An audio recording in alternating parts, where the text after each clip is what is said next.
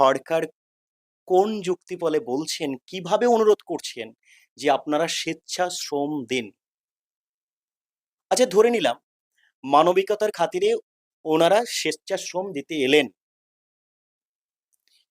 ওই প্যানেলে যারা পিছনে পড়ে আছে, তারা যদি সরকারের কাছে সবাই দাবি করে, 1 লাখ, 2 লাখ, 5 লাখ ছেলে এসে, দিদিমণি আমরাও স্বেচ্ছাশ্রম দিতে চাই, আপনি ভেবে দেখেছেন যে কত লাখ ছেলে মেয়েকে আপনাকে স্বেচ্ছাশ্রম দিতে হবে?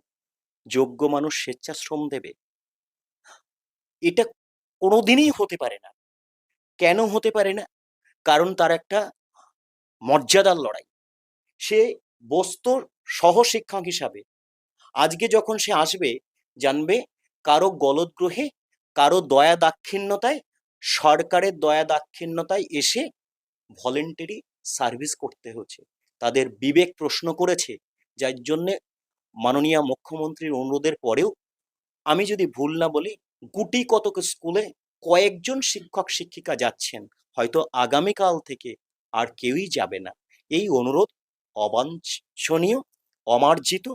আমি মুখ্যমন্ত্রীকে বিনম্রভাবে করজোড়ে প্রণাম জানিয়ে বলছি, সেদিন হয়তো আপনি অত অযোগ্য শিক্ষকদের মুখের দিকে তাকিয়ে আপনি দিশাহারা হয়ে গেছিলেন, যার জন্যে আপনার আবেগ কাজ করেছে, এই কথা আপনি বলেছেন।